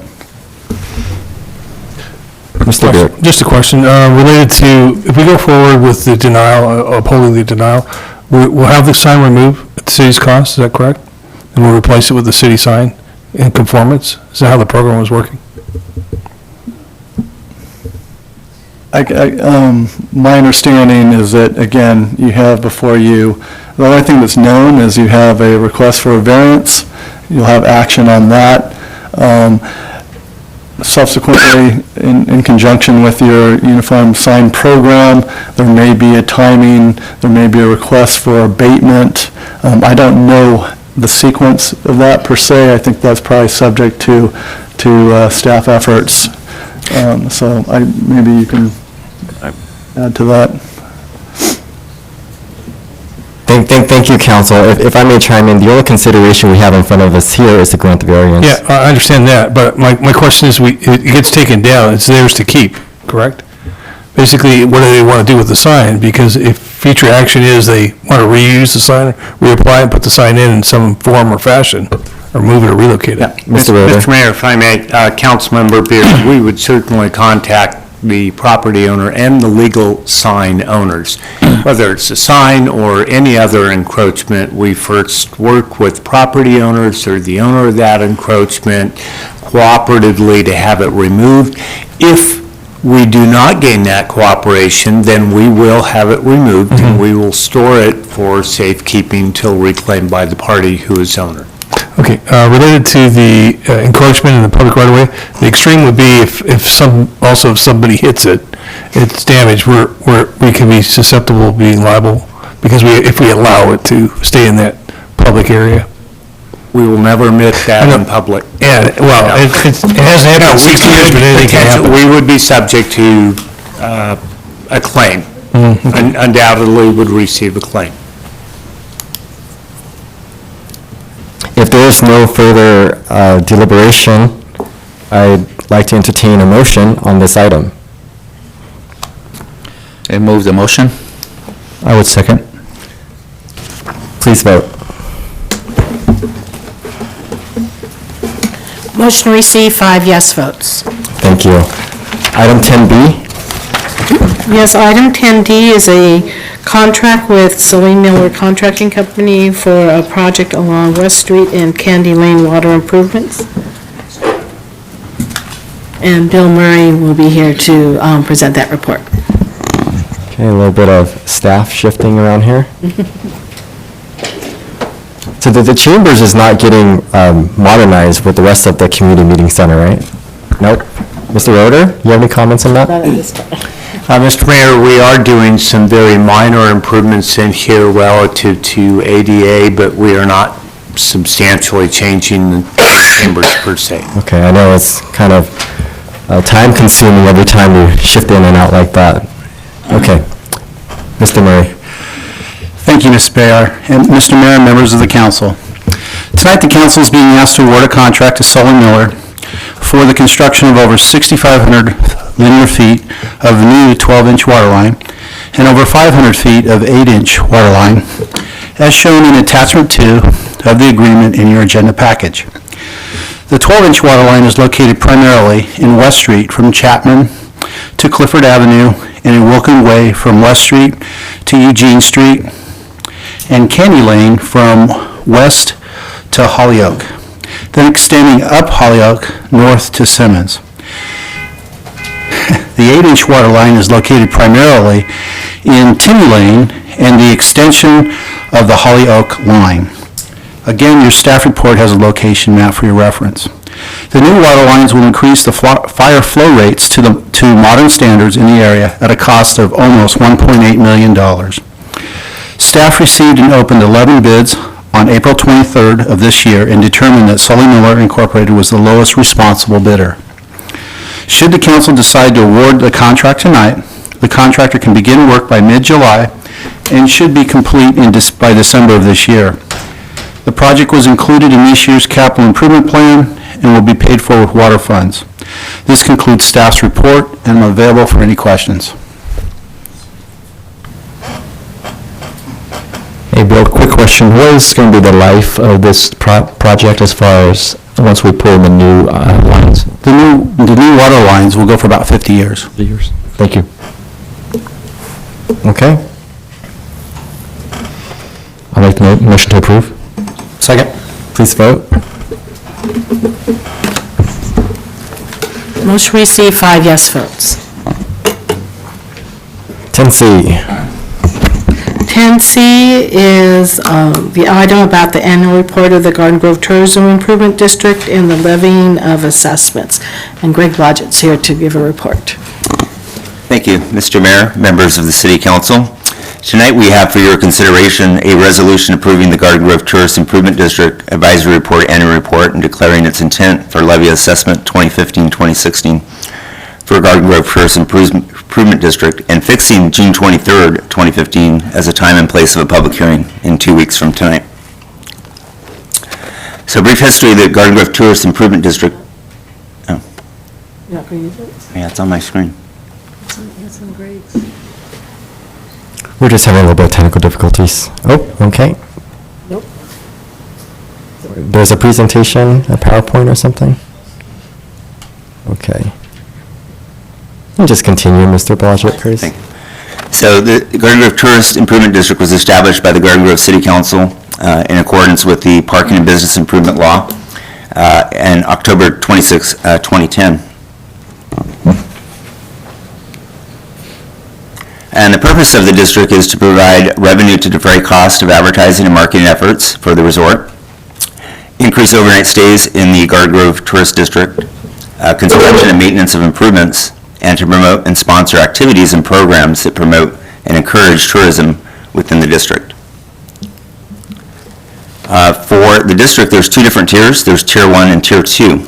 Tier 1 is north of Lamson Avenue along Harbor Boulevard, and it includes 9 hotels with 3,000 rooms, and that levy assessment is 2.5%. And that the hotels within that district create $17 million to the general fund today. Tier 2 is the south of Lamson Avenue, which includes the Water Park Hotel, which will come online first of the year, and that is a 0.5% levy of assessment. and that's estimated to generate $8 million to the general fund. Some of the programs that were done this year include new bus shelters for the resort. Those are installed at Harbor and Chapman. Grove District signage program, which is also at the corner of Harbor and Chapman for Phase 1.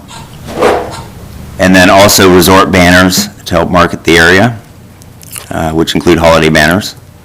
And then a marketing branding program for the district, which is new this year, which includes Facebook, social media, and a new website that's going to be unveiled within a couple weeks.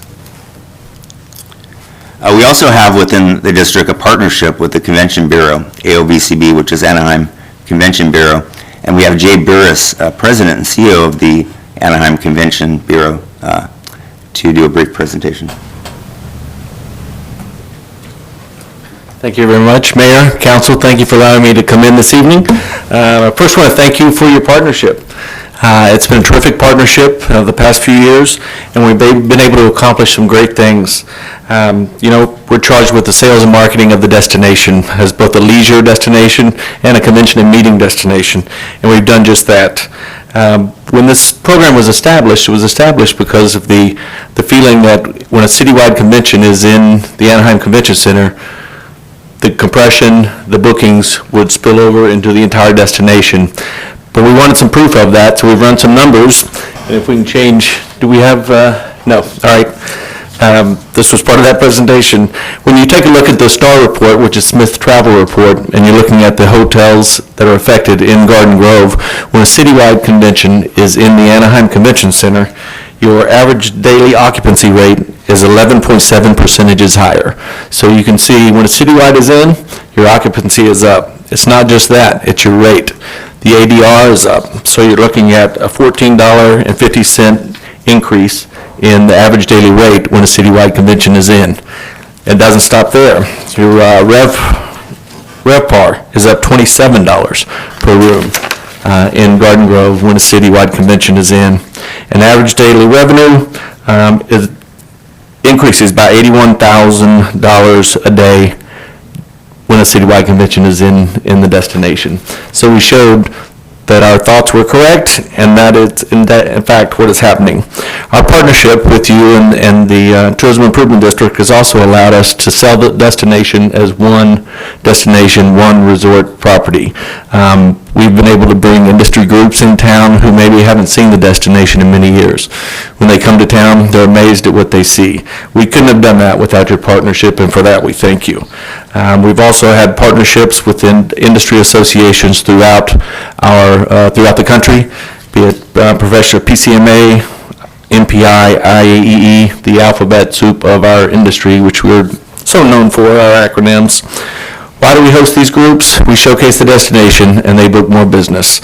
We just reached the record number for a group that we had last year called Envision, which increases 72% over a pre-meeting survey of who would bring a meeting here. Post, we increased 72% of who would bring a meeting to our destination. That's why we host these groups, and that's what your partnership allows us to do. Through the partnership, we've also been able to increase our marketing efforts, be it through our placements in different trade publications. We've increased our tourism efforts with partnerships with Orange County Visitor Association for the office in the Middle East, the office in China, and the office in Mexico. We've also allowed this year, the partnerships allowed us to open up an office in Australia, which is another huge producer for our destination. It doesn't stop there. We've been able to develop, and we're talking with the hotels in Garden Grove now about developing a campus campaign similar to the one we have with the Convention Center and the campus hotels right around the Convention Center in Anaheim. We feel that we can have a secondary campus right here around the hotels here in Garden Grove, develop collateral, website materials, advertising, and promote the two together as one major, or you could even use them separately. So we've got great ideas in working with the hotels and how we can do even more to represent you and your properties even better. There's other opportunities with consumer advertising, and we're going to be moving forward with that as fast as we can. We continue to update everything from our marketing materials to our website, to our communications message, and even our social media efforts. So I think the partnership is working. I want to thank you personally and professionally for the partnership. It really shows that unified destination to the leisure traveler as well as to the meeting planner, and that goes a long way. So thank you very much. We're all enjoying the great successes of it, so I look forward to a future partnership. With that, thank you for the opportunity. Okay. Mr. Roeder, earlier you said we had some resident representatives here. Do you know who they are and how many seats we have and how many total? Excuse me, Mr. Mayor, could you clarify that? Sure, you said that there are residents representing us on the... No, I apologize if I misspoke, that we have representatives of the city on the board, and we would be happy to meet with residents. I see. I apologize if I was not clear on that point, but no, we do not have residents because this is collected and paid for by the businesses. Okay. So we have city staff? Yes, sir. And who are those folks? It is typically Greg. I have attended. Greg, I'll defer if we've had others. Yes, sometimes we have the police division attend with us and fire too. Have you heard any input from residents in the community regarding this? Well, actually, we have an item on this evening's agenda that the GGTID is participating, helping us with, and that is item 10D. We've had terrific cooperation with the GGTID in terms of potentially sponsoring and honoring the Dalai Lama while he was here on his 80th birthday celebration. That is a matter that we have worked with members of the community, residents who have an interest, and the hotel industry has been right there to work with us to help where they can with this celebration. I do think it is kind of matter-specific in terms of the hotel industry participation on local events. But I would ask council to bear in mind as well that many of the amenities, the landscape improvements and that we have on Harbor Boulevard are being paid for by this program. We are also looking at a transit element or a shuttle element between the properties on Harbor Boulevard. I know with the work that Mayor Pro Tem Jones is doing with OCTA and the streetcar project, I think we have the foundation for a great linkage there between the future streetcar project and the hotel properties.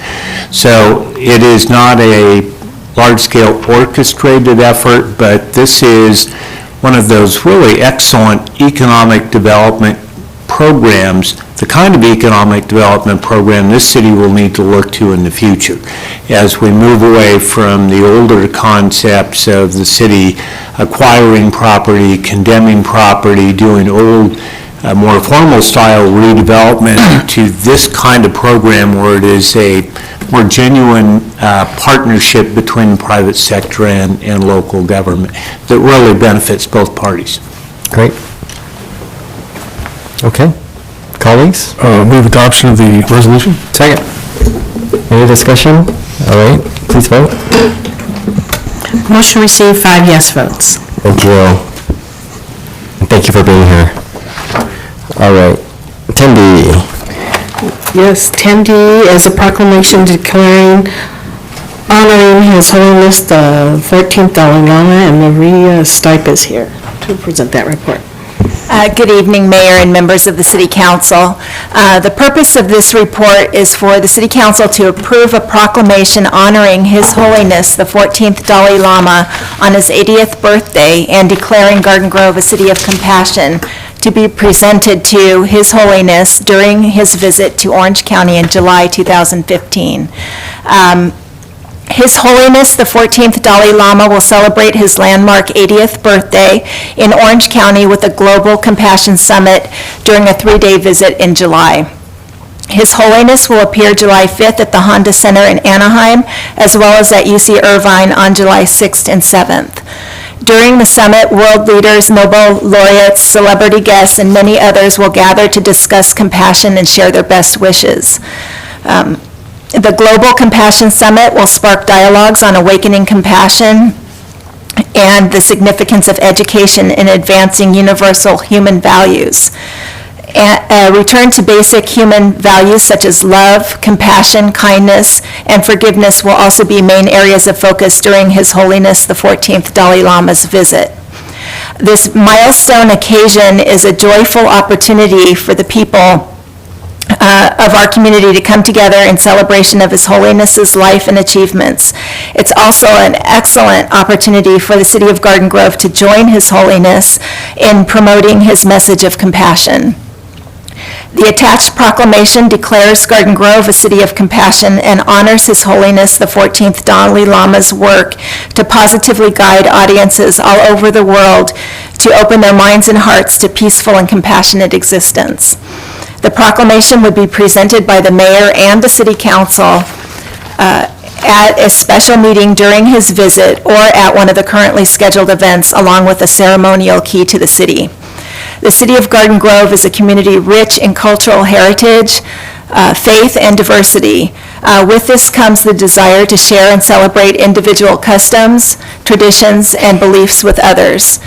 City participation in His Holiness the 14th Dalai Lama's visit will inspire and advance tolerance between our many cultures and create an atmosphere that furthers our community's ability to express love and compassion for others here and throughout the world.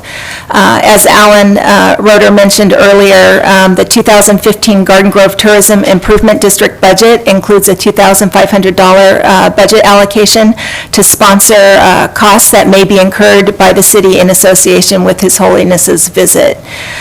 It's recommended that the City Council approve the attached proclamation honoring His Holiness the 14th Dalai Lama on his 80th birthday and declaring Garden Grove a city of compassion to be presented to His Holiness during his visit to Orange County in July 2015. And I'm now available to answer any questions you may have. Thank you, Maria. And thanks for all your efforts and your whole team for putting this together. Really appreciate it. I make a motion. Thank you. Please, second, please vote.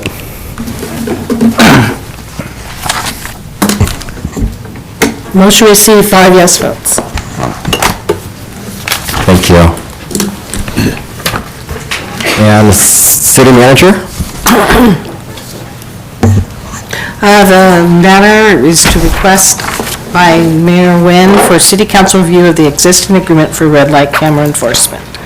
Yes, Mr. Mayor and City Council members, this item is before you at the request of Mayor Nguyen, based on input from members of the community and previously expressed interest on the mayor's part in the red light camera program.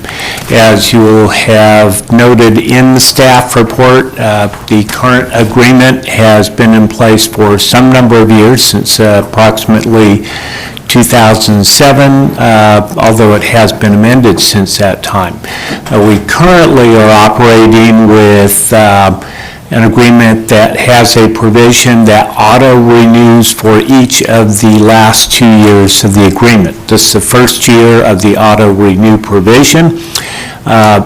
The city maintains, however, the authority to either continue with the agreement for another year or to exercise its option to cancel the agreement with 30-day written notice. What the mayor has expressed an interest in, I'm sure he will share that with all of you in a second, is to bring this item forward and discuss it in a separate forum, separate time, whether that is at a study session or as part of these proceedings in the future, obtain all the information, have the police department, public works department provide data relative to the number of accidents, what we see occurring in the community, what's happening with the system, respond to your questions, and then city exercise its discretion under the agreement. Great, thank you, Mr. Roeder. So I do appreciate having this item here, and I want to call attention to some of the speakers that spoke today. Mr. James Dean who's from St. Clement Church, and he has a business helping folks deal with the problem when they run red lights or rather allegedly are subjects of the photo enforcement. And you know, it's within his financial interest, you know, to have this in place, yet he's speaking out against it. So I think that's something that is commendable. And, you know, he brings up some very valid points regarding the red light right turns. And I'm really surprised, actually, because as I drive around, I see the cost if I was in the carpool lane without really just alone, and I see the cost there. Are there any signs posted as to the cost of the photo enforcement? I haven't really noticed that. I don't recall ever seeing Yeah. any specifics about how much it would cost. That would have to be part of the information brought to the meeting you're requesting. Yes, so I'm requesting quite a bit of information, and I think, you know, once we have the information, everyone can take a look at it. And at this point, I'd like to move to accept this memorandum, however. I would second it. Yep. Okay. Thanks for bringing it up. It'll sure. be an interesting topic of Can I say a couple of points here? Please. I think this is a great idea, Mayor, that you bring this up for discussion. I too live on Trask Avenue and Brookhurst, right at that corner. And when the camera came up, I think it's a few years ago, many times my wife and I was feeling very nervous about it, because we drive.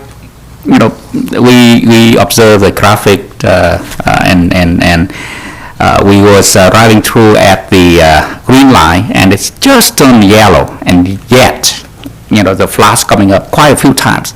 We have at least 10 or a dozen times, and my wife and I have to argue, like, God, we are going to get a ticket, and nothing happened. But because we wasn't violate the traffic light. But the point here is that there is a lot of issue with it, and it caused a lot of stomach burn for us, because we've been worried that the light will have been shine and then we will get a ticket. So I think we do need to look at the data. The feeling of the resident, is quite we heard them come out and speak about their concerns. So I really applaud you, Mayor Bao, Nguyen, and I just want to share our experience. Thank you. I also want to make sure that we follow the money trail. I've heard allegations that the money does not come back to the city, so I would hate for us to be ticketing folks in our city who then the money's going to be benefiting some other party. So please clarify that for the meeting. Councilmember, we will provide you the full financial analysis and information, what goes to the operator and what comes to the city to pay for the cost of enforcement. What you will see is that this is a not-for-profit venture. We did not install the cameras with the intent of generating revenue to the city, but with the intent of reducing accidents. But we will have that full analysis for you. Mr. Jones? Just another directive to add to that would be an understanding of what would happen to all the physical equipment if we were not to renew. Yep, absolutely. Whose responsibility is it to remove all the stuff that's out there, the cameras and the poles? Yeah, whose responsibility is it when it gets damaged, too? Because I'm pretty sure I saw one down just a few days ago.